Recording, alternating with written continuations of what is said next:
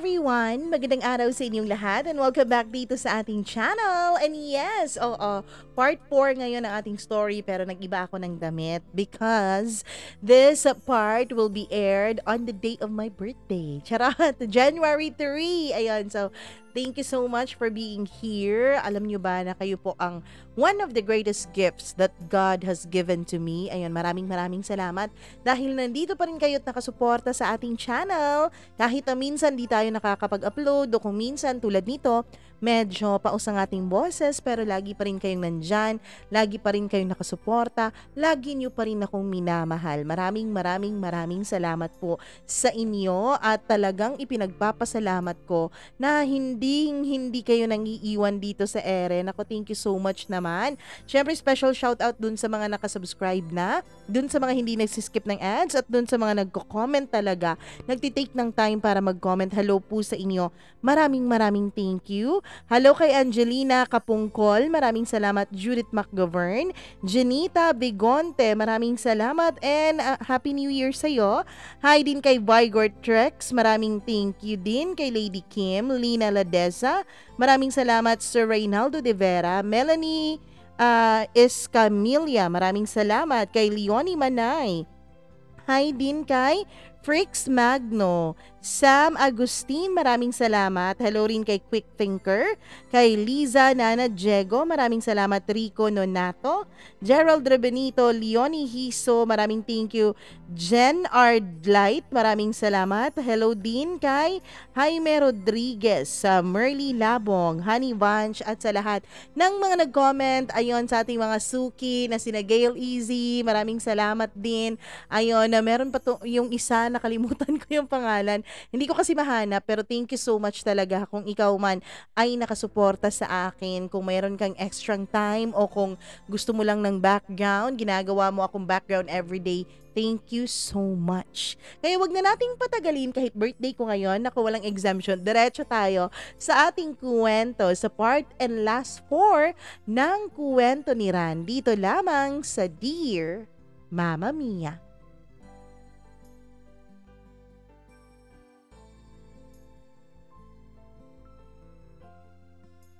Mula nung pag-alis ni Dan sa aking apartment ay wala na akong naging balita sa kanya. At ilang araw hanggang sa naging mga linggo at buwan ay hindi rin siya nagparamdam. Siguro nagising siya sa katotohanang may mga babaeng mas higit pa sa akin.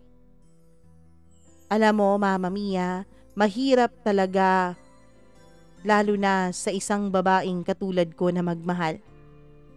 Pero mas mahirap din sa isang lalaki na patuloy na umasa, lalo na kung nakikita niya namang wala na siyang pag-asa. Sa totoo lang, miss na miss ko na si Dan. Hindi naman kasi nawala ang pagmamahal ko para sa kanya. Ang totoo, mas lalo pa atang grumabi eh. Mas lalo ko pa siyang minamahal. Sa kabila ng lahat ng mga masasakit na aming mga pinagdaanan. Sa kabila ng mga masasakit na alaalang nandito sa puso ko na siya ang may gawa. Pero ngayon kahit mahal ko pa siya, hindi ko na po gustong sumugal pa ulit sa kanya. Kahit masaktan ako, wag lang akong sumugal ulit dahil alam kong kapag susugal ako ulit, mas gagrabe yung sakit. But for now, all I want is Dan to be by my side. Ewan ko, napakahirap espelingin ng mga babae. Aminado ako dyan, Mama Mia. Alam ko kung anong gusto ko pero ayoko namang panindigan yung gusto ko. At ang gusto ko na lang talaga ay maging masaya at mapayapa. Hanggang sa isang araw, tumawag sa akin ang ate ni Dan. Ini-invite niya ako sa kanyang birthday at ang sabi ko susubukan ko. Pero she won't take no for an answer. Kung hindi raw ako pupunta doon ay hindi raw niya pakakainin ang kaniyang mga bisita hanggat wala ako. Tumawa na lang ako at sabi ko hindi ako nangangako. Sabi niya na mimiss na raw niya ako. As far as she knew, si Dan lang naman daw ang hiniwalayan ko. Kaming dalawa lang naman daw ni Dan ang nagkahiwalay at hindi naman siya kasali doon. Una ko siyang nakilala at naging kaibigan. Kaya dapat hindi yun maapektuhan sa paghihiwalay namin ng kapatid niya. Hanggang sa dumating na nga ang birthday ni ate. Nagdadalawang isip ako kung tutuloy ba ako, pero tama naman si ate. Dapat kay Dan lang ako pumutol ng relasyon. Hindi dapat sa kanilang dalawa ni kuya, lalo't ang laki ng naitulong nila sa akin. Kaya nagdesisyon akong pumunta. Pagdating ko sa venue, kasi hindi naman hineld ni ate yung birthday niya sa bahay nila, ay namangha ako sa ganda ng setup. Nandun din si JM at Elise kasi in-invite daw sila ni Dan. Doon ko nalaman, Mama Mia, na si Dan ay may girlfriend na. Medyo nasaktan ako sa aking narinig. Hindi si Jonah. Hindi yung babaeng Makate ang girlfriend niya. Bago raw. Mama Mia, halos wala na akong maintindihan noon sa kanilang mga sinasabi. Ang naiintindihan ko lang ay sinabi ni JM na meron daw malaking announcement itong si Dan. Medyo naguguluhan ako noon. What if dun sa birthday ng atin niya, dun siya magpo-propose? O di kaya naman ay dun niya sasabihin na ikakasal na silang dalawa o magkaka-baby na? Ewan ko, napakasakit. Bakit yung mga lalaki kapag sumusuko sa relasyon ninyo ay agad-agad nakakahanap ng ibang babae? Bakit tayong mga babae, kapag sumuko sa isang relasyon, ay hindi naman tayo naghahanap ng iba agad? Mas lalo nating minamahal ang ating mga sarili. Napakabilis naman ni Dan makapag-move on, samantalang ako ay nag-aantay lamang na dumating yung pagkakataon kung kailan maayos na kaming dalawa. Kung kailan pwede na naming subukan ulit. Pero kasalanan ko to eh. Kasalanan ko to dahil ginusto ko rin naman to. Ako rin naman ang may sabi kay Dan na humanap na lang siyang ng iba. Yung babaeng karapat-dapat sa kanya. Yung babaeng bagay sa kanya. Halos wala ako sa sarili ko habang nakikiistima ng mga bisitang kakilala ko rin. Ilang sandali pa ay dumating si Dan at yes, kasama nga niya yung sinasabi nilang bago nitong girlfriend. Napamura ako sa sarili ko sa sobrang sakit na makitang masaya si Dan sa iba. Napakasarap ng tawa niya habang magka-holding hands silang dalawa. Hindi ko na malayan, Mama Mia, o siguro manhid na nga rin siguro pati ang balat ko. Hindi ko na malayang tumutulo na pala ang mga luha sa aking mga mata. You know, it hurts when the one that you love is now happy with someone else. Gaya ng nangyari sa atin noon, Ran, sabi ni JM. Mas lalo kong naramdaman yung sakit bago niya sinabi yun, Mama Mia. Hanggang sa nagpatuloy si JM. But I have to fix myself first. Kailangang makita ni Dan na masaya ka rin, sabi niya. Tama si JM. Kailangang makita ni Dan na masaya rin ako para sa kanya. Kahit na ang totoo, Mama Mia, ay halos malunod-lunod na ako sa sakit na nakikita ko siyang masaya sa piling ng iba. Alam mo, tulad ko, baka makakahanap ka rin ng true love mo. Gaya ng nangyari sa amin ni Elise. Dagdag pa ni JM. Nung makita ako ni Dan ay para siyang nashock, pero agad din naman siyang nakabawi at ngumiti at lumapit sa amin, tapos pinakilala pa sa akin yung girlfriend niya. Ran, you're here. I'm happy to see you. With a fake smile, sinabi kong masaya rin akong makita siya. Nakangiti pa rin siya habang ini-introduce niya sa akin ang girlfriend niya na itago na lang natin sa pangalang Grace. Hello, I'm Ran. Nice to finally meet you, Grace. Ngiti ko at iniabot ko pa ang kamay ko sa kanya. Ngumiti rin naman si Grace, Mama Mia, at napakabait niya. She's the definition of perfect. She's more beautiful, refined, and sophisticated woman. Malayong malayo sa akin. Siguro kaya na in love si Dan sa kanya. Malayong malayo siya ng di hamak ng milya-milya kesa sa makating Jonah na yon. Love, come on inside, sabi ni Dan kay Grace. Halos mapamura ako, Mama Mia, dahil muntik na akong sumagot nung sinabi niyang love. Yun kasi ang isa sa mga tawagan namin. Masasabi kong masaya si Dan. Hindi na miserable ang itsura niya tulad nung huli kaming magkita na halos magmakaawa na siyang balikan ko siya. Ngayon ko napagtanto, ngayon ko naisip na sana sumugal ulit ako. Hindi sana siya nawala sa akin. Nung makita ko si Grace, Mama Mia, nasa isip ko na tuluyan na nga sigurong mawawala sa buhay ko si Dan. Tuluyan na nga sigurong magtatapos ang kwento naming dalawa. Kasi si Grace yung tipo ng babaeng inihaharap sa altar. Nakita ako ni ate sa table namin kaya tinawag niya ako papasok kung nasaan si Dan at yung girlfriend niya. Ayoko sanang pumasok dahil nasasaktan lang ako kapag nakikita ko sila, pero itong si ate ay namimilit talaga. Ano ka ba naman ate? Hindi naman ako manhid, nasasaktan din naman ako, sabi ng isip ko. Pagpasok ko nga ay nasa sala sina Dan at Grace at magkayakap pa yung dalawa. Mas lalo akong nalunod sa sakit. Hinila ako ni ate papunta sa kwarto nila at hindi ko alam kung bakit. Ran, sabi niya sabay yakap sa akin. Mama Mia, napakaswerte ko talaga kasi tinuturing din ako ni ate na parang kapatid niya.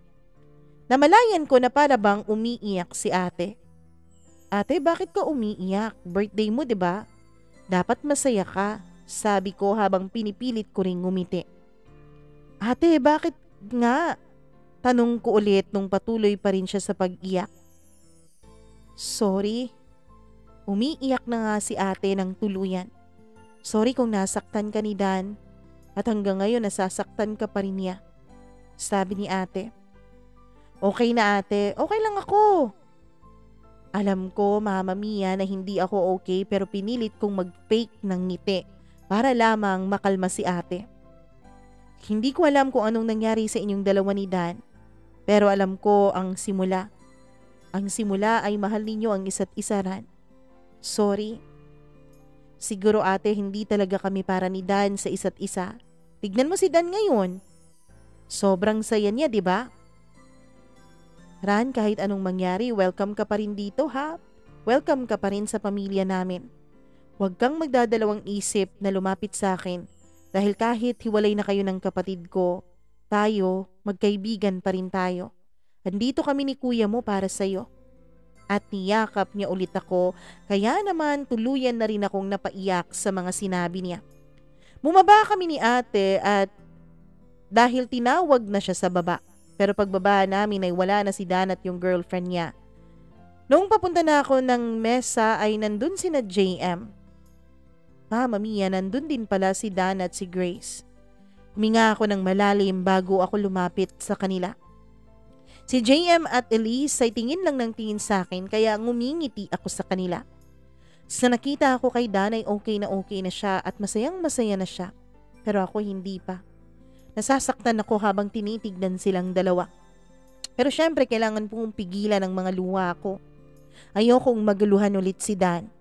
Ayokong isipin niya ulit na pwede ulit kami at baka masaktan si Grace. Gusto ko lang maging masaya siya.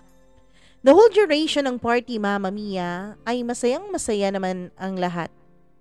Nawala sandali ang lungkot ko pero sandali lang. Kasi habang kumakain kami ay tumayo si Dan at pumunta sa harap at kinuha yung mic.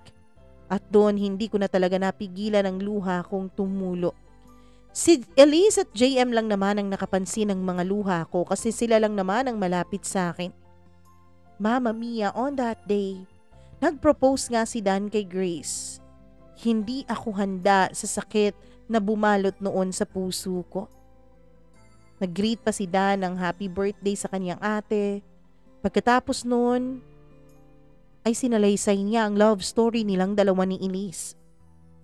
2 months ago ay nagkakilala raw sila kung kailan miserable siya. Kahit na napaka-miserable niya ay hindi siya iniwan ng babae.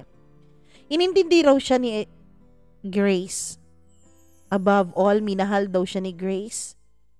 More than the love na kaya niyang ibigay dito. Hanggang sa tinawag na nga niya si Grace, Mama Mia, at pinakilala niya sa lahat. Nagsigawan ng mga tao.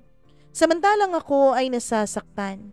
Buti na lang at si JM at Elise ay nasa tabi ko at dinadamayan nila ako.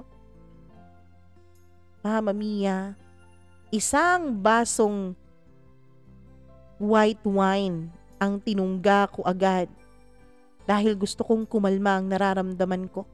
Pero parang mas pumait yata ang nararamdaman ko nung matapos kong inumin ang wine na yon. Love, I cannot promise you my whole, but I promise you, hindi kita iiwan. You're the one that I wanted to share my life with, to have a family with, to spend the rest of my life with. Sabi ni Dan sabay luhod at sumisigaw at humihiyaw na ang mga tao. Si Grace naman ay umiiyak na hanggang sa tinanong na nga ni Dan ang mga katagang, "Will you be my wife?" Of course, Mama Mia, nag-yes si Grace at masayang-masaya silang dalawang naghalikan samantalang ako ay lumuluha. Nakita ako ni ate dahil nag-abot ang mga mata naming dalawa. Hinawakan ni Elise ang kamay ko. Hindi ko alam kung anong mararamdaman ko, Mama Mia. Bigla ay nakita ko na lang na nakatingin sa akin si Dan. Alam kong nakita niyang umiyak ako pero ngumiti ako sa kanya. Pagkatapos ay umalis na ako. Umalis ako nang hindi nagpaalam, umalis ako nang walang lingon-lingon dahil ayoko nang makita pa ng mga taong umiiyak ako. Mabilis kong napatakbo ang motor ko. Bahala na kung saan ako dalhin ng motor ko basta sa malayo. Malayo sa lahat, malayo sa sakit. Hindi ko na malayan na naabutan ko na pala yung lugar kung saan dun kami unang nagkakilala o dun kami unang nag-date ni Dan. Kung kailan binigay niya sa akin yung kwintas dati. Sakto namang walang gaanong tao doon. Makakaiyak ako ng sobra-sobra. Mama Mia, gusto kong ilabas ang bigat na nararamdaman ko. Umiiyak ako habang nakatingin sa kawalan. Tapos may naririnig pa akong mga malalakas na musika mula sa malayo. Ilang sandali pa ay umupo na ako. Gulat na gulat ako, Mama Mia, nung mga ilang minuto lamang ng pag-iyak ko doon ay may nag-abot sa akin ng panyo. Si Dan. Tama talaga ako, dito kita makikita. Kasi hindi ka pa umuwi dun sa apartment mo eh. Bakit nandito ka? Tanong ko. Nakisuyo si ate sa akin na sundan daw kita kasi nakainom ka raw. Kailangan raw nating mag-usap dalawa. Mama Mia, hindi na ako sumagot at tinignan ko na lang ang mga city lights. Bakit, Ran? Bakit kailangan ganito tayo lagi? Gusto mo ba talagang malaman ang totoo, Dan? Mahal pa kita. Alam kong nagulat si Dan sa sinabi ko. Di ba sabi mo sa akin nung huli tayong mag-usap na hindi mo na ako mahal? Pinagtabuyan mo nga ako, di ba? Sabi mo, wala nang pag-asang bumalik tayo sa dati? Oo, alam ko. Pero alam mo bang nasabi ko lang yun dahil sa galit ko sa'yo? Gusto ko munang mawala yung galit ko, Dan. Pero ang ginawa mo, hindi ka na nagparamdam. Sabi mo mag-aantay ka. Nag-antay din naman ako, Dan eh. Nag-aantay ako hanggang ngayon. Pero huli na nga siguro ang lahat para sa atin kasi may Grace ka na. May Grace na nagpapasaya sa'yo. Sorry, Ran. Hinawakan niya ang kamay ko. Alam ko, Mama Mia, na ang paghawak niya ng kamay ko na yon ay ang sinserong paghingi niya ng tawad sa akin. Alam kong nasaktan din kita, Dan. Pero tama ka sa sinabi mong baka hindi talaga tayo para sa isa't isa. Nagsorry ako kay Dan, Mama Mia. Sabi niya sa akin dahil daw sa ginawa ko. Dahil daw hindi ako nakikinig ng mga explanation niya. Dahil daw hindi ko siya binigyan ng tsansa, ay nagising raw siya na nakakapagod din pala. Mahal daw niya ako pero hindi daw niya kayang iwanan si Grace. Nung sinabi yon ni Dan ay mas lalo akong naiyak. Nagsorry siya dahil nasaktan niya ako. Nangako siyang last na yon. Last na napananakit na yon. Sabi niya sa akin, sana maging masaya raw ako. I don't know, Dad. I don't know. Nagkatinginan kaming dalawa, Mama Mia. Ewan ko kung imagination ko lang. Pero nung tinignan ko ang mga mata ni Dan ay parang may something akong nakita. Pero nagulat ako. Nagulat ako nung bigla akong hinalikan ni Dan. Ang tanga nyo namang sender ay nag-respond sa mga halik na yon. Tulad ng dati, ang mga halik ay nag-umpisa sa mga may hinang padampi-dampi hanggang sa lumalim ng lumalim. Wala na akong pakialam noon kung may makakita man sa aming dalawa. Biglang tumayo si Dan. Dilala niya ako dun sa motor ko. Pagkatapos sabi niya sakay. Iniwanan niya yung sasakyan niya. Akala ko, Mama Mia, kung saan niya ako dadalhin pero nakarating kami sa isang motel. Yes, isang motel. Please, wag niyo akong i-judge. Nagmahal lang naman ako ng maling tao. Ng isang taong hindi ko na dapat angkinin. Pagpasok namin sa kwarto ng motel, sa pintuan pa lamang, Mama Mia, ay hinahalikan na ako ni Dan. Grabe yung halik niya sa akin na para bang uhaw na uhaw siya. Na para bang ang tagal-tagal niya itong inantay. At ganun din ang paghalik ko sa kanya. Ang halik ni Dan gaya ng dati ay pababa ng pababa, bumaba sa leeg ko. Sobra akong nakaliti. Dali-daling hinubad ni Dan ang mga suot ko, Mama Mia. Ang dress ko, ang bra ko, pati na rin ang natitirang saplot ng pinakamaselang bahagi ng katawan ko. Na para bang nagmamadali siya. Na para bang wala siyang gustong sayangin na sandali. Lahat ng parte ng katawan ko ay pinagpala ni Dan. Bawat haplos, bawat halik ay kakaibang sensasyon ang aking nararamdaman. Dahilan para nasasabunutan ko siya. Napakagaling ni Dan pagdating sa romansa. Alam kong si Grace na ang magmamay-ari nito. Kaya naman ninamnam ko yon sa huling pagkakataon. Alam kong mali. Hanggang sa, Mama Mia, tinulak niya ako papunta doon sa kama. At yun, nag-focus siya doon sa pinakamaselang bahagi ng katawan ko. Walang pakisidahan, Mama Mia. Kahit na tinawag ko ng paulit-ulit ang kaniyang pangalan. Hanggang sa naramdaman kong naabot ko ang sukdulan ng kasarapan. Pagkatapos niya noon ay agad niya akong hinila. Dali-dali niya akong dinala sa banyo. Dun kami nagpatuloy habang nasa ilalim kami ng shower. Mama Mia, mahal na mahal ko ang lalaking ito. And I made love, not just a simple sex. We made love that night. Oo, may nangyari sa amin after niyang nag-propose kay Grace. Pagkatapos ng may mangyari sa amin ay humiga si Dan at pinaunan niya sa akin yung isa niyang braso hanggang sa nakatulog siya. Hindi ako makatulog. Ewan ko kung dahil sa sobrang konsensyang nararamdaman ko o sa katotohanang last na yon, sa katotohanang hindi na dapat maulit yon. Tinitigan ko lang siya hanggang sa nakapagdesisyon akong iiwan ko na si Dan. Kasi alam kong ikakasal na siya kay Grace. Kung anumang pagkakamaling nagawa namin nung gabing yon, sana wag magbunga. Pero dun ako nagkamali, Mama Mia. Sinigurado kong tulog at mahimbing na mahimbing ang tulog ni Dan bago ko siya iniwanan. Pero hinalikan ko muna siya sandali at binulungan ko siyang mahal ko siya. Sabay alis. Hindi ako nagpaalam. Dali-dali kong pinatakbo ang motor ko, Mama Mia. At naisip kong magpakalayo-layo na ako para wala nang maging gulo pa.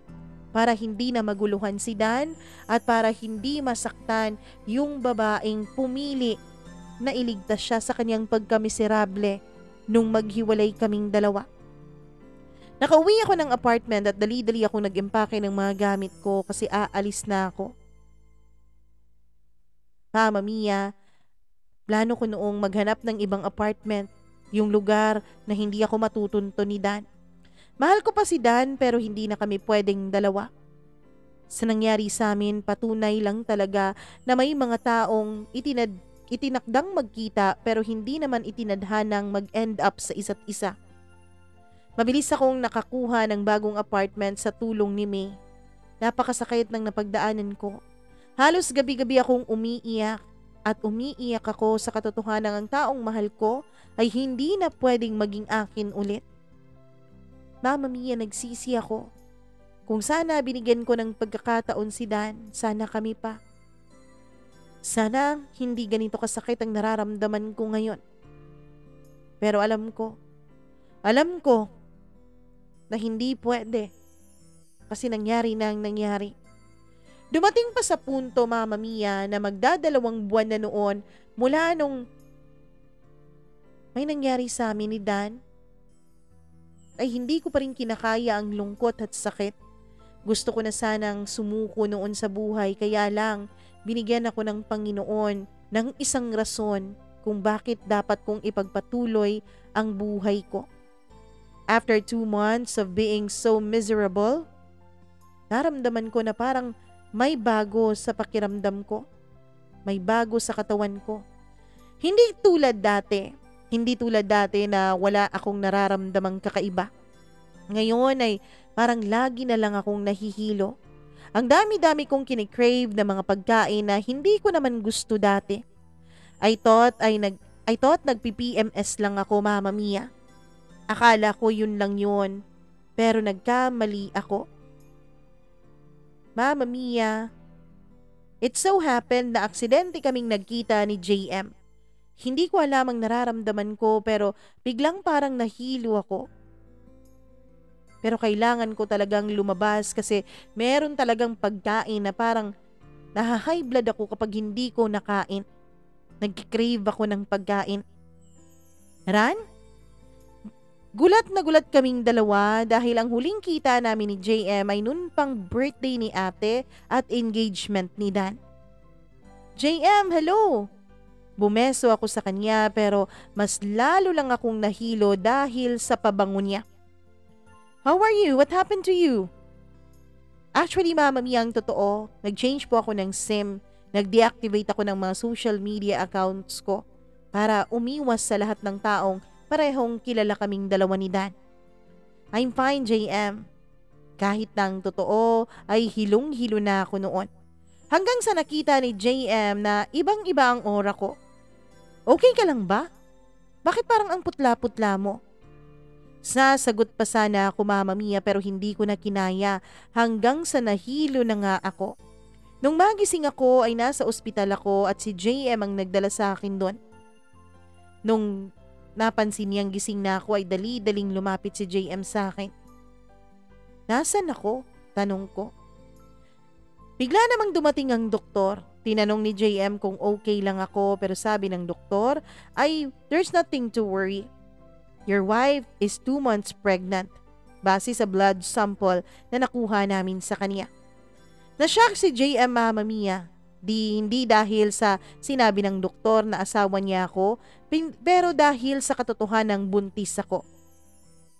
Ang tagal bago nag-sink in sa akin na buntis ako.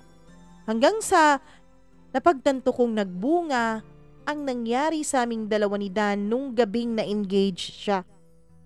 Pag-alis ng doktor, yung mukha ni JM ay hindi ko maipinta habang hinarap ako at nagtatanong kung sino raw ang ama ng aking dinadala. Ako nung mga panahon na yon ay hindi ko alam kung papaano ko yun sasagutin. Nagpakalayo-layo na nga ako sa kanila para wala na akong magiging connection pa. Sinong papa ng baby mo, Ran? Ulit ni JM. Pero hindi pa rin ako sumagot. Si Dan ba? Tell me. Hindi ako makapagsinungaling sa kanya. Tumango ako. Please, JM, don't tell anybody about this. Even Dan. Wag, dahil ayokong maguluhan pa siya.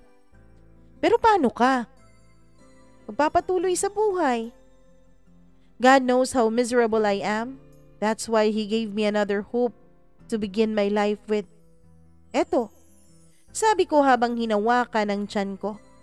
Eto, ang magiging rason para magpatuloy ako. Siya ang magiging rason para kayanin ko lahat. Final na ba yung desisyon mo, Ran? Yes, JM. Magpapatuloy akong mabuhay sa pagmamahal para kay Dan dahil sa baby ko. Ewan ko kung bakit pero niyakap ako ni JM, Mama Mia. Sinabi niyang nandito lang siya pati ang asawa niyang si Elise kahit na anong mangyari. Tinawagan niya si Elise, Mama Mia. Pagkatapos ay pumunta si Elise dun sa ospital at agad niya akong niyakap. Sabi ni Elise hindi ko raw deserve ang ganong klaseng sitwasyon. Okay lang ako, Elise. I have my baby now. Binalik ni God sa akin ang nawalang baby namin dati ni Dan, 'di ba? Kung hindi man magiging akin si Dan, at least ito akin na akin. Hindi ako pinabayaan ng Diyos, Elise. Nagtanong pa si Elise kung anong plano ko. Sabi ko hindi ko pa alam. Pero ang unang gagawin ko ay aalagaan ko ang sarili ko dahil hindi na lang ako ito, kundi pati na rin ang anak ko. Kung hindi mo na kaya, tatandaan mo nandito kaming dalawa ni Elise, okay? Sabi ni JM. Napakaswerte ko sa inyong dalawa. Maraming salamat. Umiyak na ako nung mga panahon na ito at niyakap ako ng mag-asawa. Siguro hindi ako binibigyan ng Diyos ng isang lalaking makakatuwang ko habang buhay. Pero binigyan naman niya ako ng mga kaibigan na tunay.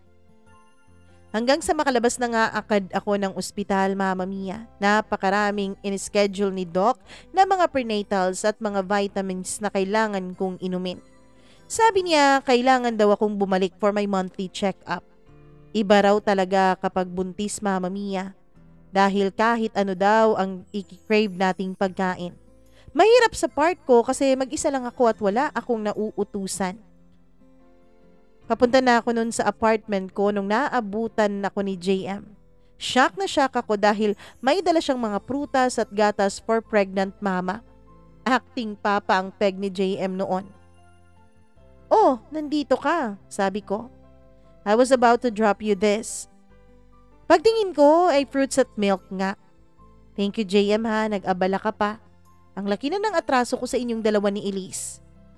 You don't have to worry about it. Besides, Elise told me na dapat may gatas ka talaga at dapat may fruits ka. Napakaswerte ko talaga sa mga kaibigan ko. Ewan ko, Mama Mia, kung saan nabibili ni JM yung mga cravings ko. Meron kasi akong mga hustle na mga cravings na sakto naman na kapag nag-crave ako ay tinatawagan nila akong mag-asawa.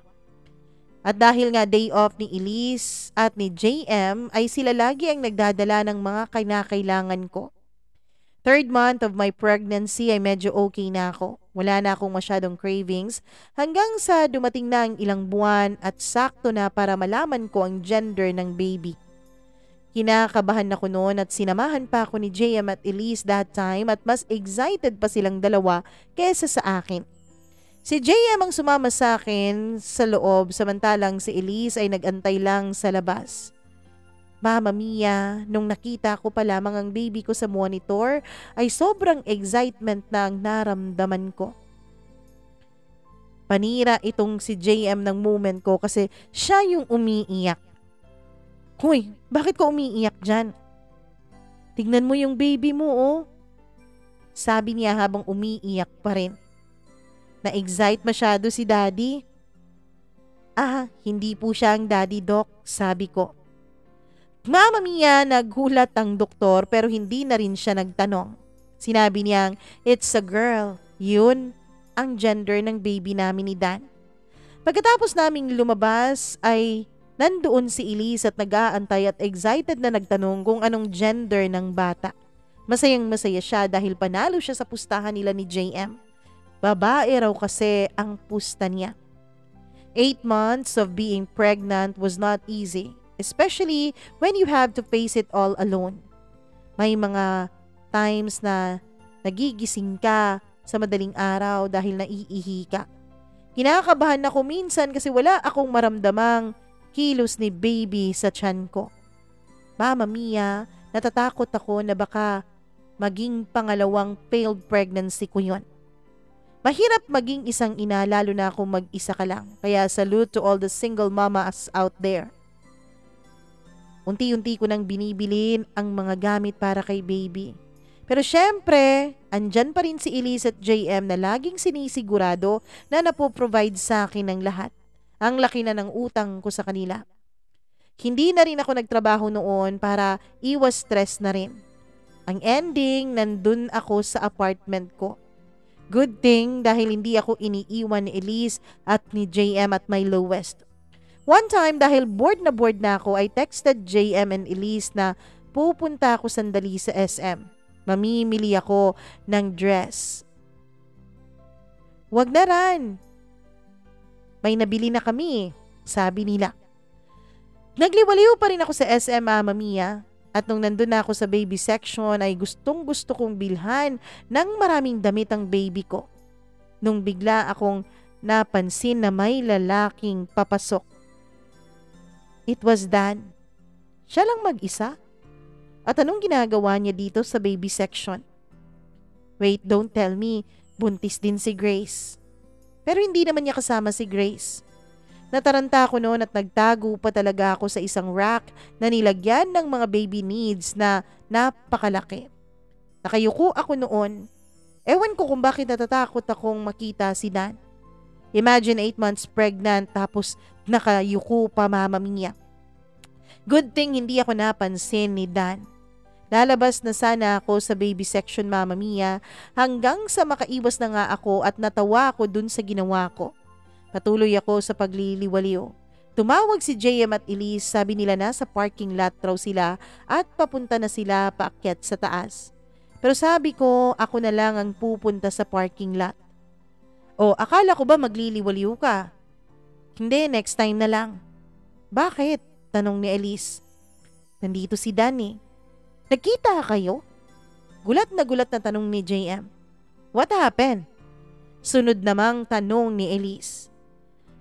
Ako lang ang nakakita sa kanya. Hindi niya ako nakita. Tara na please, baka magkita pa kami.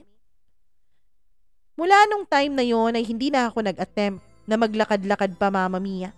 Dahil parang totoo ang sinasabi nilang lahat na it's so small world after all.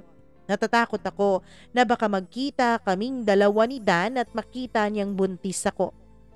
February 2019, I gave birth to my baby girl. Wala pang time nung mga panahon na ito. Mama Mia, iba talaga siguro ang pakiramdam kapag nanganak ka, no? Hindi mo maintindihan. Para kang natatae na ewan. Ako lang mag-isa nun sa apartment when suddenly nakaramdam ako ng discomfort sa baba ko. Akala ko naiihi na ako pero pagdating ko ng CR ay may dugo na po ang underwear ko. Kinabahan ako pero kinalma ko ang sarili ko. Agad kong tinawagan sina JM at Elise. Si JM ang unang sumagot ng tawag ko kasi papalit-palit ako ng tinatawagan. Kapag hindi sumagot si JM ay si Elise. Kapag ayaw naman sumagot ni Elise ay si JM. Mama Mia, doon ako nagkamali. Dahil nasa duty noong mga panahon si JM at kasama niya sa duty si Dan. Papunta na akong ospital, I think manganganak na ako. Nataranta si JM, Mama Mia. Siya talaga ang acting father ng baby ko. Buti na lang at okay lang talaga kay Elise. Ano, ngayon na? Mama Mia, narinig ko mula sa kabilang linya ang tinig ni Dan asking kung anong nangyari. Hindi ko na mapigilan. Napakasakit na. I tried to call Elise pero hindi siya sumasagot. Sige, papunta na ako. I don't know kung anong pinag-usapan nila but knowing Dan, alam ko, Mama Mia, na napakakulit nito. Pagdating ko ng ospital ay 9 cm dilated na pala ako, Mama Mia. Kaya pala ang sakit-sakit na ng balakang ko. Hindi ko talaga naramdaman na manganganak na pala ako nung araw na yon. Grabe talaga ang pain tolerance ko, Mama Mia. Pero pagdating sa pag-ibig, ang hina-hina ko. I gave birth to a baby girl via normal delivery weighing 4.9 pounds, Mama Mia. O, diba? Malaki ang baby ko. Nung nandun na ako sa room ay dumating sina Elise at JM. Naka-uniform pa talaga sila, Mama Mia. Binigay na sa akin nung nurse ang baby at si Elise at JM ay sobrang iyak nilang dalawa. Parang sila yung nanganak, Mama Mia. Agad na kinuha ni JM ang baby ko. Agad niyang inihele ito. Baby Ranran. Yes, yun ang tawag ko sa baby ko. Actually, ang baby ko, Mama Mia, ay manang-mana talaga sa papa niya. Napakalaki ng resemblance nilang dalawa. Manang-mana siya sa papa niya, no? Sa akin yan nagmana, no? Sabi ko naman. So what's your plan? Tanong ni Elise. Uuwi sana ako sa amin. Actually, my family that time hindi alam ang tungkol sa pagbubuntis ko, Mama Mia. Tanging si JM at Elise lamang ang nakakaalam dahil natatakot ako kung anong magiging reaksyon ng mga magulang ko na ang kanilang anak ay nagpapakatanga sa pag-ibig, nagpabuntis ng walang ama.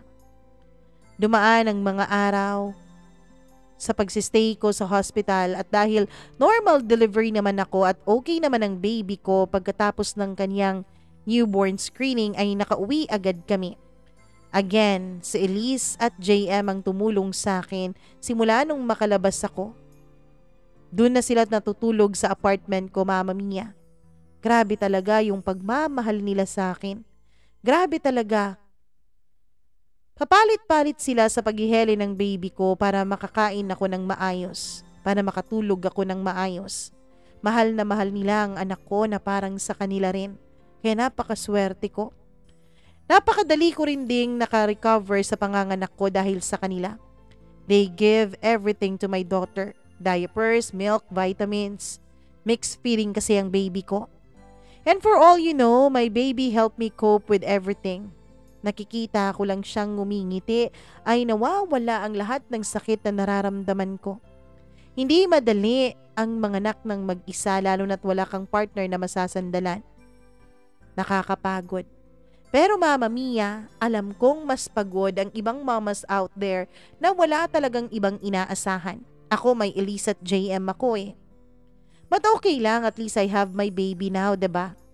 Pero paminsan-minsan, habang tinititigan kong natutulog ang anak ko ay napapaiyak ako. Naiisip ko, Mama Mia, na hindi ko kayang ibigay lahat sa anak ko, especially a complete family. Pero para sa anak ko, magpapatuloy ako. Magpapatuloy ako sa buhay. Hindi ako pwedeng sumuko dahil may isang buhay na nakasandal sa akin. Ilang buwan mula nung nakapanganak ako, ay patuloy pa rin si JM at Elise sa pagtulong sa akin. Paminsan-minsan, Mama Mia, naisip kong hindi kaya sila nagsasawa sa pagtulong sa akin. Kasi halos linggo-linggo ay pumupunta sila sa apartment at nagbibigay ng mga baby needs ni Baby Ranran. Elise, ang laki na talaga ng utang ko sa inyo. Don't worry, Ran. As long as para kay baby, diba? Tsaka, hindi naman namin mariresist tong little cutie na to eh. Sabi niya habang hawak-hawak niya ang baby ko. Thank you talaga. 4 months na si baby nung magdesisyon akong uuwi na nga sa amin. Hindi ko alam kung anong magiging reaksyon ng mga magulang ko pero tatanggapin ko. Good thing ay natanggap din naman nila mama at papa ang sitwasyon ko. Nagtanong sila kung alam ba ni Dan, sabi ko hindi. At hindi ko na pinaalam sa kanila na ikakasal na si Dan, Mama Mia. Hinahanap-hanap nila si Dan pero sabi ko naghiwalay na kami. Mahal na mahal ng pamilya ko ang baby ko. Pati mga kapatid ko ay gigil na gigil sa anak ko. This time, Mama Mia, unti-unti nang pumapasok ang COVID pero hindi pa masyadong mahirap na lumusot sa mga borders ng bawat syudad. Nakapagdesisyon akong bumalik na sa city para magtrabaho. Iniwan ko ang baby ko kina mama at papa para maalagaan ito ng maayos kasi wala nang mag-aalaga sa kanya kapag bumalik na ako ng trabaho. Mama Mia, nung dumating na ang COVID ay natigil ang lahat. Lahat-lahat ng galaw ng mga tao. Good thing ako, pwede lang akong mag-work from home kasi bumalik ako sa pagiging call center agent ko. Dahil sa COVID ay sa bahay lang ako nagtatrabaho.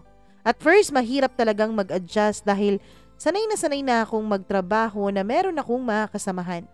Sina mama sa probinsya ay okay lang naman sila at nakikipag-video call din ako sa kanila just to check baby Ranran. Si JM at Elise ay nangangamusta sila sa akin pero more on kay baby. Paminsan-minsan nagpapadala din sila ng pera kahit na ayoko para raw sa needs ng baby. Grabe, mahal na mahal talaga nila ang anak ko. Si Dan? Nagtatanong kayo kung nasan si Dan? Wala na akong balita sa kanya. Mama Mia, ang huling kita ko sa kanya ay dun pa sa mall nung nag-a-attempt akong mamili ng baby needs. Hindi na rin ako nagtanong kina Elise at JM. Good thing at hindi na rin naman sila nag-open up tungkol kay Dan. Unti-unti ko nang tinatanggap na Dan is really not for me. Pero inaamin ko, hindi pa rin nawawala ang pagmamahal ko para sa kanya. Tingin ko nga siya na ang first at last love ko. Masayang-masaya ako na dumating siya sa buhay ko. Dahil kahit hindi man kami sa huli, at least iniwanan niya ako ng memories sa katauhan ng anak namin. Ilang buwan na rin simula nung magsimula ang COVID, Mama Mia. Nag-umpisa na ang mga community guidelines. Hindi na makakalabas ng walang face mask at face shield. Even quarantine, Mama Mia. Napakahirap dahil mag-isa lang ako sa bahay. Kapag nauubusan ako ng supply ay kailangan ko talagang lumabas kahit pagod na pagod ako sa trabaho at antok na antok ako.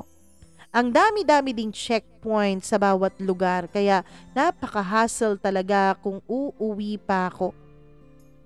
Ang dami-daming temperature check at kung ano-ano pa. Pero ito pala ang magiging rason kung bakit muli kaming magkikita ni Dan. Naubusan ako ng grocery supply, kailangan kong lumabas. Na pumipila na ako noon sa checkpoint para sa temperature check, Mama Mia, at hindi ko na malayan na si Dan pala ang saktong naka-assign kung saan ako nakapila. Hindi ko siya nakilala. Hello? Mag-iisang taon na rin naman simula nung huli kaming magkita. Pagbigay ko sa kanya ng lisensya ko, ay nasyak ako kasi si Dan pala ang naabutan ko nun. Ran? Grabe talaga. Grabe talaga nung tinawag niya ako, parang nag-flashback sa akin lahat ng mga nangyari. Hoy sir! Pretentious ang lola niyo nung mga panahon na yun na okay lang ako. Kumusta ka na? Okay lang. Mama Mia, ewan ko kung bakit parang kinakabahan si Dan nung makita niya ako. Good thing ay nandun din si JM. Thanks to JM na lagi talaga niyang iniis ang pangamba ko towards Dan. Kran, kumusta? JM, uy, kumusta ka? Okay lang. Kaming dalawa ay pretentious nung mga panahon na yun na akala mo hindi laging nagvi-video call. Saan ka pupunta? Bibili ng mga supplies. Naubusan kasi ako eh. Okay, sige, mag-ingat ka ha, sabi ni JM. Okay naman yung body check mo. Makakaalis ka na. Salamat, sir. Pag-alis ko, Mama Mia, nung malayo-layo na ako sa checkpoint ay tumigil ako dahil hindi ako makapag-focus sa pagdadrive dahil kinakabahan ako nung nakita ako si Dan. Pero yun lang yun, patuloy pa rin ang buhay. Hanggang sa dumating ang first birthday ng anak ko. Actually, sabay na ang binyag at birthday niya. Umuwi ako sa amin dahil matagal-tagal na rin akong hindi nakabalik doon. Mama Mia, nung umuwi ako sa amin ay hindi rin ako agad bumalik sa syudad kasi nga home base naman ang trabaho ko. Una, umuwi ako sa amin para sa binyag at birthday ng anak ko.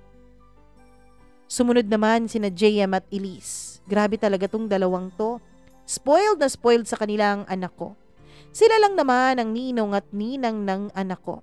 Actually, Mama Mia, sa handaan dun sa birthday at biniyag ng anak ko, ay half noon gastos ni Elise at ni JM. Tuwang-tuwa sila kay Baby Ranran dahil napakadaldal daw nito kahit hindi pa maintindihan ang mga sinasabi. At napakalambing din ng anak ko. Simple lang ang naging birthday celebration namin kasi hindi pa masyadong open for family gathering kasi nga COVID, Mama Mia. Pero hindi na ganun ka-stricto unlike before. Hindi pa lang pwedeng lumagpas sa 15 dapat yung mga bisita. 2 weeks of staying dun sa amin ay kailangan ko nang bumalik ng apartment ko. Nasa may pintuan pa lamang ako, Mama Mia, nung hindi ko na mabuksan ang pinto ko. Hindi ko pa nga nabubuksan ang pinto ko ay may isang tenant na lumapit sa akin. Ran, may naghahanap sa yung lalaki 3 days ago na. Ano? Sino raw? Hindi naman nagpakilala pero parang pulis yun, naka-uniform pa eh. Sige ate, baka kakilala ko.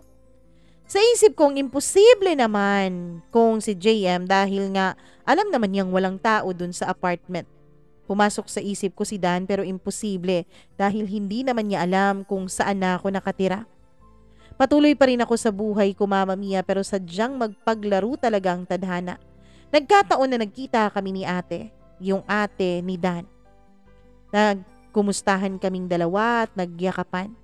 Tinanong niya ako kung okay lang ba ako. Kung may asawa na ako, sabi ko wala pa. Busy sa life kaya walang time sa love life. Bakit hindi ka na napunta dun sa amin? Sabi ni ate. Busy talaga ate eh. But Ran, I'm glad that you're okay ha? Oo naman ate, laban lang sa buhay. Nagpaalam na ako kay ate, Mama Mia, na uuwi na ako. Nahirapan ako sa pagpapaalam dahil kailangan at gusto niya na ihatid niya ako sa kanila. Gusto niya na ihatid ko muna siya sa kanila. Wala akong nagawa kasi nga napakalambing ni ate. Pagdating namin sa kanila ay tinulungan ko pa siya sa mga dala niyang pinamili hanggang sa naabutan ko nga si Dan sa may pintuan. Sabi niya siya na lang daw magdadala at binigay ko na sa kanya ang mga pinamili ni ate. Mama Mia, nagtagpo ang kamay naming dalawa at nagulat ako. Dali-dali kong pinakalma ang sarili ko. Pinagstay pa ako ni ate sa kanila dahil ang dami pa naming napag-usapan hanggang sa nagpaalam na akong uuwi na. Wala na si Dan kasi umalis. Akala ko lang pala yun. Dahil hindi pa ako nakakalayo sa bahay nila, ate, ay nakita ko yung sasakyan ni Dan sa may unahan na nakapark. Pagpapatuloy sana ako sa pagpapatakbo pero tinawag niya ako. "Oh sir, bakit po?" Sabi ko. "Can we talk over coffee?" "Sorry sir ha, pero nagmamadali kasi talaga ako eh. Next time na lang siguro." Hindi ko na inantay na sumagot siya. Agad ko nang pinatakbo ang motor ko. "Bakit ba Dan?" "Oo, hindi naman sa pagiging OA pero bakit kailangan pang may patok-tok over coffee? Tapos na tayo, hindi ba?" Mama Mia, simula nga noong nagpang-abot ang landas naming dalawa ni Dan ay lagi na akong nag-overthink. Ano bang sinabi niyang pag-uusapan namin? Ano ba ang ibig sabihin niya na kailangan naming mag-usap? Alam na kaya niya na nagkaanak kaming dalawa? Baka gusto niyang kunin sa akin ang anak ko, hinding-hindi ko yun kakayanin. Nandun ako sa apartment ko, Mama Mia. Katatapos ko lang ng trabaho ko nung biglang may kumatok sa pintuan. Akala ko yung ibang tenant pero pagbukas ko ng pintuan ay si Dan pala. Bakit siya nandito? Paano niya nalaman na nandito ako? "Dan, anong ginagawa mo dito? Paano mo nalaman na dito ako nakatira?" "Siguro naman pwede na tayong mag-usap, Ran, 'di ba? Hindi mo man lang ba ako papapasukin?" "Sige, pasok ka," sabi ko. Alam kong nagtataka ka kung paano ko natuntun itong tinitirhan mo. Bahay nga ng kriminal na tutuntun ko, ikaw pa kaya? Mama Mia, alam ko na kung paano niya natuntun ang aking apartment. Sigurado akong si JM ang nagsabi sa kanya. Wala naman kasing ibang nakakaalam nung address na yun kundi si JM at Elise lamang. Okay. What do you want? Coffee? Juice? Water? Explanation. Nashock ako, Mama Mia. Tapos may kinuha si Dan. Pagtingin ko, cellphone pala niya ang kinuha niya at may picture naming dalawa ng anak ko. Wait, bakit siya may picture ng anak ko? Explain this, Ran. Is she my daughter? Saan mo nakuha yan? Sabihin mo ang totoo. Anak ko ba to? Anak ba natin to? Hindi. Hindi mo yan anak, Dan. Huwag kang magsinungaling, please, Ran. Lumaki na ang tinig niya nung mga panahon na to, Mama Mia. I have my rights. I have my rights kasi anak ko yan, sabi niya. Hindi mo nga siya anak, Dan, okay? Hindi ikaw ang papa ng anak ko. I need to make sure. Kailangan kong makita ang bata. Kung pwede magpa-DNA kami, magpapa-DNA kami. Wala kang karapatan, Dan. She's my daughter. Ran, please. Bigyan mo naman ako ng assurance. Gusto kong malaman kung totoo ba ang kutob ko. Kung anak ko ba talaga siya. Dito, unti-unti nang tumutulo ang mga luha sa mga mata ni Dan. Pero Mama Mia, nagpakatatag ako. Sinabi ko na sa iyong hindi mo anak ang batang yan. Liar, sabi niya at malaking-malaki ng boses niya. Sisiguraduhin daw niya, Mama Mia, na makuha niya ang rights niya sa anak niya. Wala raw akong karapatang pigilan siya dahil anak niya rin yon.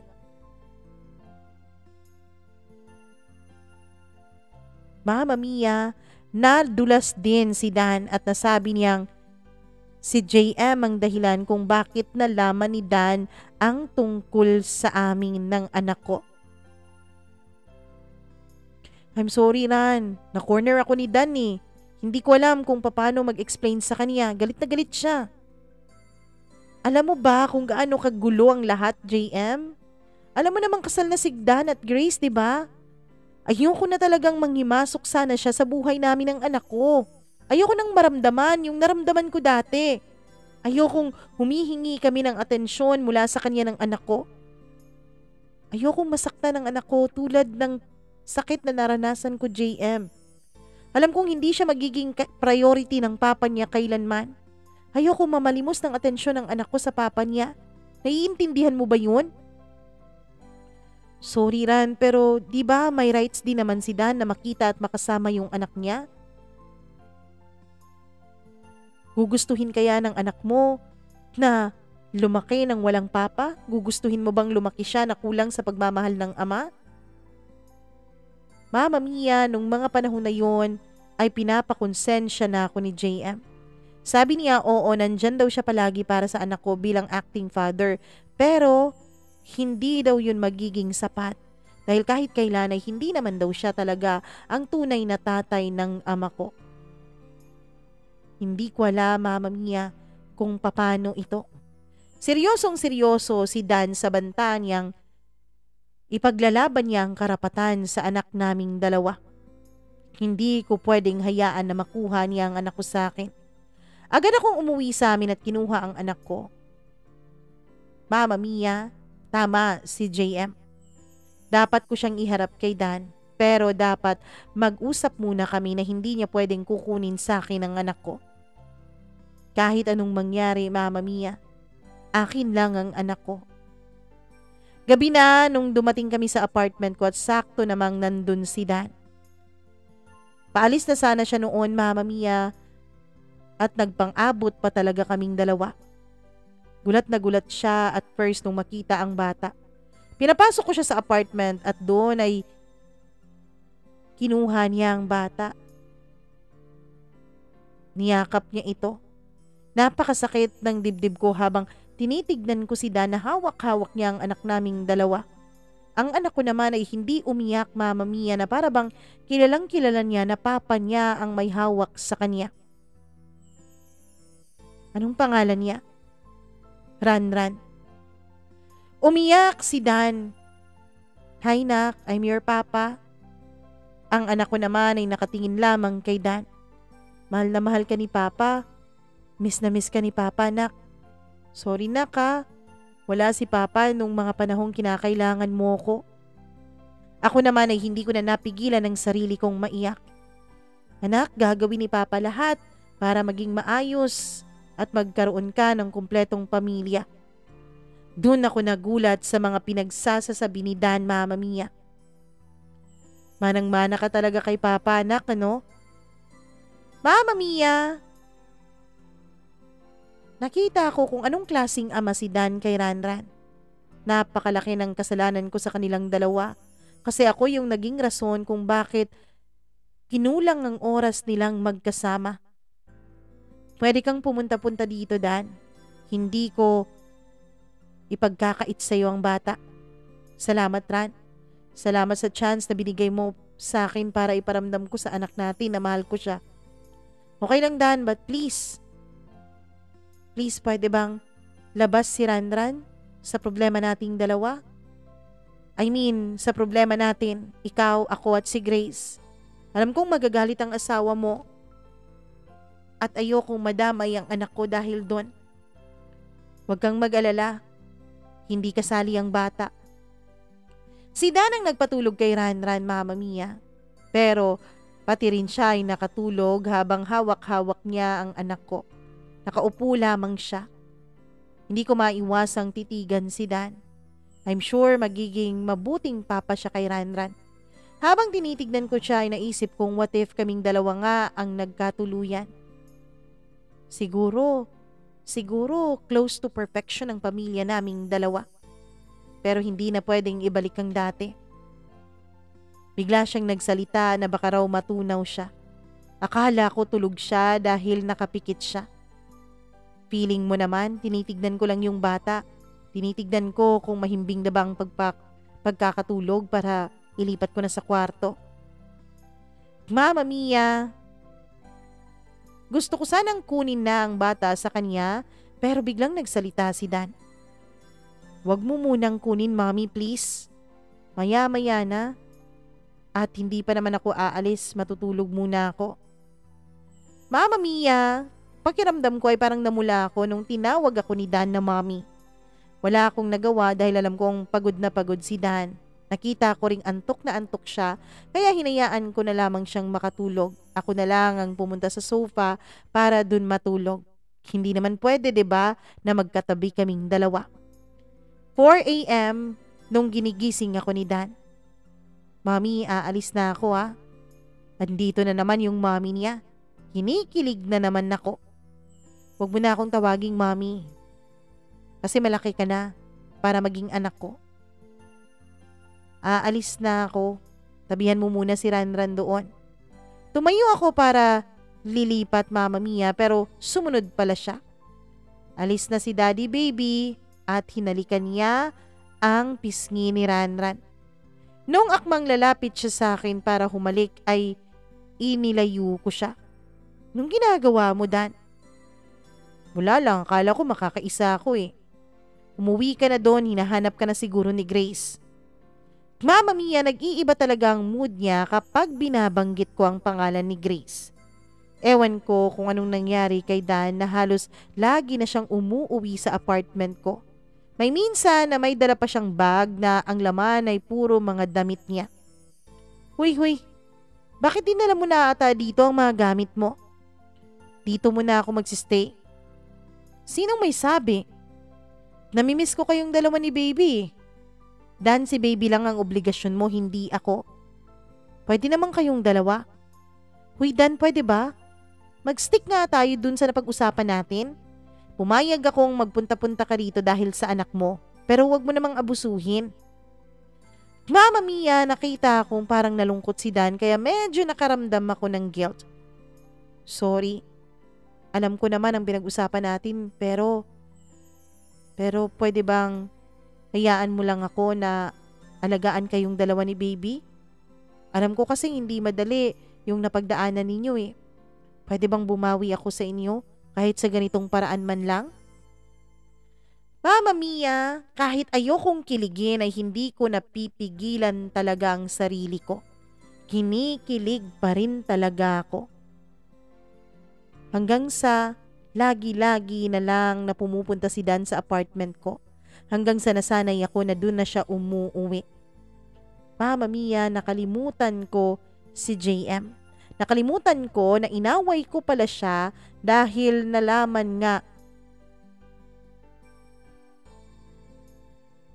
ni Dan ang tungkol sa anak ko. Mama Mia, dun ako nagising sa katotohanan. Kaya sinadya ko talaga siya sa station para dalhan ng paborito niyang ulam. Si Ranran iniwan ko muna sa kapitbahay naming tenant. At pagdating ko doon ay hinanap ko agad si JM pero si Dan ang sumalubong sa akin. Mami, bakit andito ka? Asan si baby? Mama Mia, pinagtitinginan kami ng mga kasamahan niya. Siguro naguguluhan sila. Tumahimik ka nga dyan, Dan. Hindi ikaw ang pinunta ko dito kundi si JM. At tsaka wag mo akong tawaging mami, pwede ba? Nagsakit naman nun. Si JM nandun sa opisina, sabi niya. Mama Mia, na-shock pa si JM nung dumating ako bigla, pero hindi ako ang una niyang hinanap kundi si Ranran. Oh, nandito ka. Nasaan si Ranran? Tumawag ako kay Elise, sabi niya nandito ka raw kaya nandito ako. Oh, sabi ko sabay abot sa kanya ng dala kong pagkain. Si Dan, ewan ko kung nasaan, biglang nawala. Butit naisip mo pa ako, Ran. Kala ko nakalimutan mo na ako dahil nandyan na si Dan eh. Manahimik ka nga. Peace offering ko yan sa'yo. Sorry for the last time ha. Alam mo ba? Alam mo pa pala kung paano mag-sorry. Ganon? Sige, hindi mo na makikita si Ranran. Wag naman. Sige na, apology accepted. Pupuntahan ka namin ni Elise sa inyo ha. Hihiramin sana namin si Ranran. Okay, sige. Pakisabi kay Elise na namimiss ko na siya. At miss na rin siya ni Ranran. Pag-uwi ko galing station, Mama Mia, ay hindi ko na malayan. Umuwi na ako agad galing station dahil hindi ko na namalayan pa naman doon si Dan. Umuwi na siguro siya kina Grace. Ang setup namin ay napakahirap talaga. Pero hindi naman ako kabit ha. Nagkataon lang na nagpaka-magulang kami sa anak naming si Ranran. Co-parenting ba? Kinuha ko si Ranran sa kapitbahay at inasikaso ko na ang aming hapunan. Hapunan namin ni Dan. Pero Mama Mia, gumabi na lang, walang Dan na umuwi. Siguro nga dun talaga siya natulog kay Grace. Pero mga alauna ng madaling araw ay may kumatok sa pintuan. Si Dan at nakainom. Mami, buksan mo to please. Papasukin mo naman ako, sabi niya. Pagkabukas ko ng pintuan ay agad siyang yumakap sa akin. Hindi ko alam kung anong nangyari sa kanya. Oh, ano nangyari sa'yo? Nag-away kayo ni Grace? Baka magalit yun lalo kapag nalaman niyang pumunta ka dito ha? Mami, pwede ba Dan? Huwag mo na nga akong tinatawag-tawag na mami dyan. Ikaw talaga napakamaldita mo ah. Ayusin mo Dan at baka magising yung baby. Maayos naman ako Ran ah. Inayos ko naman lahat. Umiyak pa siya Mama Mia. Eto na naman siya, dinadaan-daan na naman niya ako sa kanyang pag-iyak-iyak. Alam naman niya siguro na madali talaga akong nadadala sa mga iyak niya. Pwede bang mahalin kita hanggang sa huli? Kasalanan ba talaga kung gusto ko na dito ako umuuwi lagi sa'yo? Gusto ko makita ka lagi? Mababaliw ako sa kakaisip Ran dahil bigla-bigla ka na lang nawawala. Minu-minuto kang tumatakbo dito sa isipan ko. Minu-minuto na tumatakbo ay nasasayangan ako kapag napapalayo ka sa akin. Alam mo naman 'di ba? Alam mo naman na hindi pwede. Kasal kayong dalawa ni Grace. Kasalanan to. Iniwanan ko na si Grace Ran. Walang kasal na nangyari sa amin. Ano? Sinayang mo ang chance mo na maging masaya kasama si Grace, Dan? Naghanap siya ng iba. Doon ako nagulat sa kanyang sinabi. Sabi ni Grace hindi daw siya ang para sa akin. Iniwanan niya ako.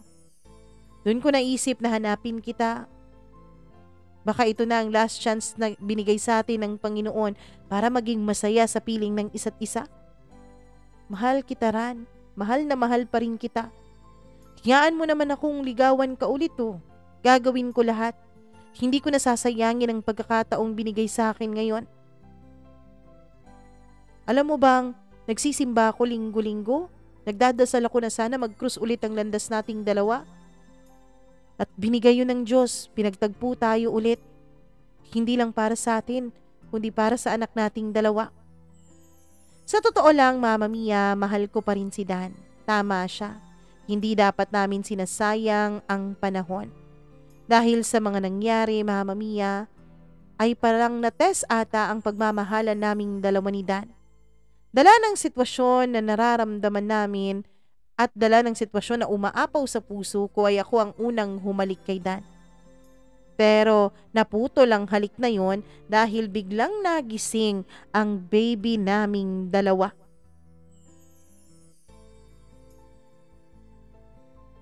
Mama Mia, tama si Dan. Nag-aayos kaming dalawa.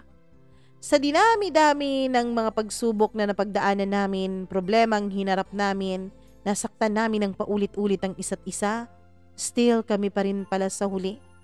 Hindi na namin sinayang pang panahon. Kinabukasan ay pumunta na kami kina ate at nagulat siya kung bakit magkasama kami ni Dan. At mas nagulat pa siya nung nakita niya ang baby namin. Ate, si Ranran pala. Sinong anak to? Sa'yo Ran? Kailan pa? Anak namin ate. Hindi ko rin alam na nagkaanak pala kaming dalawa noon. Mama Mia, umiiyak na si ate noon. Nagkaanak kayo? Bakit di mo sinabi sa akin, Ran? Ewan ko kay Ran. Parang mahilig atang magtagu-taguan tong babaeng to. Pero hindi rin naman niya forever na natatago dahil pinagtatagpo pa rin naman kami. Halika baby, I'm your tita, halika. Kinuha ni ate si baby Ranran at niyakap niya ito.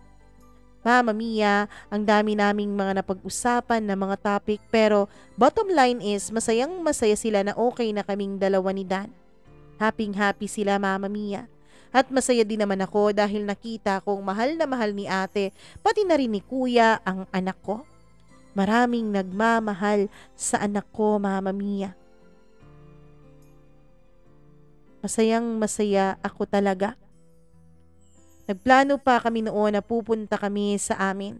Uuwi kami kina mama at papa. Doon ko nakita, Mama Mia, na tinupad ni Dan ang pangako niya sa akin na hindi na niya sasayangin pa ang panahon. Nag-aayos ako noon ng mga gamit na dadalhin namin ni Baby Ranran papunta doon sa amin at sa parents ni Dan. Nung makita niya ang live birth ni Ranran Mama Mia, sakto naman na original copy yun sa PSA. Mami, bakit apelyido mo ang dala ni Ranran? Alangan, wala ka nung pinanganak ko siya. Walang tatay na pipirma. Hindi rin naman ako pumayag na si JM yung pipirma doon. Nakakahiya, acting father lang naman siya ni Ranran. Tsaka nakakahiya yun, may asawa siya Ayokong pumayag. Hindi pwedeng hindi maging apelyido ko yung apelyido ng anak natin. Pabago natin to. Dan, hassle na. Bahala na. Ako ang kikilos. Okay, bahala ka. Mama Mia, agad-agad namang pinakilos ni Dan ang birth certificate ng anak ko at pinabago nga ang apelyido ni Ranran. Late registration ata ang ginawa, hindi ko alam Basta siya na ang umayos ng mga papeles. Hanggang sa dumating na ang araw na pumunta na kami dun sa bahay nila. Sobrang excited si Dan na mapakilala raw ako sa mama at papa niya, pati na rin ang anak namin. Although kilala ko na naman ang mga magulang niya noon pa man. Pero ang alam kasi ng mga ito, matagal na kaming naghiwalay. Excited na ako makabalik sa lugar ni Dan dahil alam kong welcome na welcome ako doon. At gaya nga ng sabi ko, pagdating ko ay nagmano agad ako sa kanila. Pati anak ko, pinagmano ko sa kanila at shock na shock sila Mama Mia.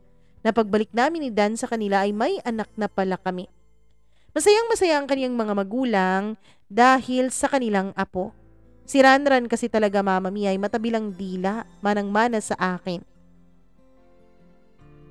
At hindi nga ta naman maipagkakaila na anak din siya ni Dan kasi yung mukha ng anak ko ay kamukhang kamukha talaga ng papa niya. Alam mo, akala namin iha, hindi totoo yung sinabi ni Dan na nagkabalikan kayo. Sa totoo lang, kapag naghiwalay pa kayong dalawa ulit, mapapatay ko na ata tong anak ko. Hindi na papa, kontento na ako sa buhay ko ngayon na may pamilya na ako, sabi ni Dan. Hindi mo na kailangang patayin yan, tito. Kapag yan nagloko, wala na talaga siyang babalikan. Promise mami, hindi na ako magloloko. Ilang araw kaming nagstay doon sa bahay ng mga magulang ni Dan hanggang sa nakadesisyon kaming umuwi na. Hindi pa sana sila papayag dahil mamimiss daw nila ang apo nila pero sabi namin babalik lang kami sa mga susunod na panahon. Hindi perpekto ang pagsasama namin ni Dan. Marami rin kaming mga away, syempre over small things, but the good thing is na ayos din naman namin over a small talk. Syempre kailangan na may magpakumbaba sa inyong dalawa. Hindi naman palaging si Dan ang nagpapakumbaba. Alam ko rin na kailangan ko rin gawin yon. Mama Mia, paminsan-minsan, pinag-aawayan pa namin dahil gusto niya na lumipat muna ako sa apartment niya, na doon na raw kami. Pero ayoko dahil ang dami-dami kong bad memories doon. Sige na mami, doon na lang tayo sa apartment ko. Doon na lang kayo ni Ranran. Ayoko nga Dan. Kung gusto mo ikaw lang doon. Sige na please. Marami tayong happy memories doon, 'di ba, na hindi ko kayang i-let go. Oo, marami nga. Pero marami din ang mga bad memories doon na ayoko nang maalala pa. Doon ko unang naramdaman ang sobrang sakit Dan. Nung mawala ang unang baby nating dalawa, kaya please, wag mo nang ipilit. Magwa-walk out na sana ako nung bigla niya akong hinila at niyakap at nagsorry siya sa akin. Sabi niya ako na lang daw ang masusunod, kung saan ko raw gusto ay dun na lang din daw siya sasama. Umuwi din kami sa amin at laking pasasalamat ko sa mga magulang ko na tinanggap nila ulit kaming dalawa ni Dan. Mama Mia, malaki din ang pasasalamat nila na naging okay ulit kami. Kasi mas maayos daw kapag lumaki na kumpleto ang pamilya ng anak namin. Masayang masaya sila nung umuwi nga ang apo nila. Mama Mia, masaya rin ako. Dan, our love story was not like the typical na agad-agad nakakakuha ng happy ending. Ang dami-dami naming pinagdaanan na mga unos, pasakit, kasiyahan, hanggang sa natagpuan ulit namin ang aming mga sarili sa isa't isa. And napakasaya ko, Mama Mia.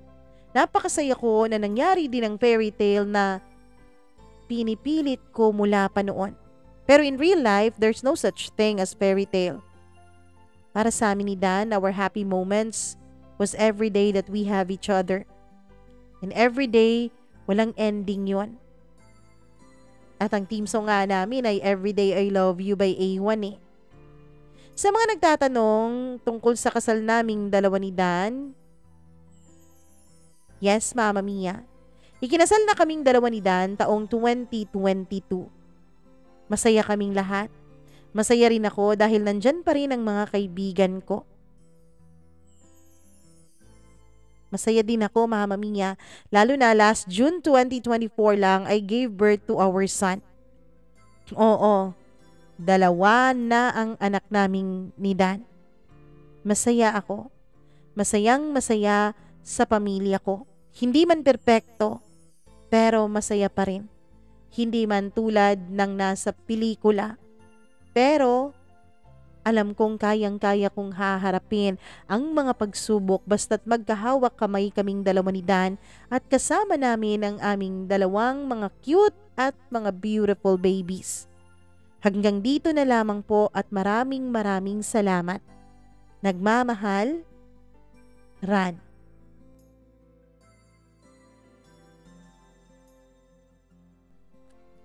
Ay naman! Ang happy ending naman pala ng kwentong ito.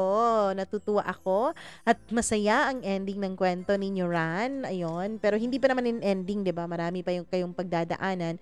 Pero magpakatatag lang kayo. Parte naman ng buhay ang mga pagsubok.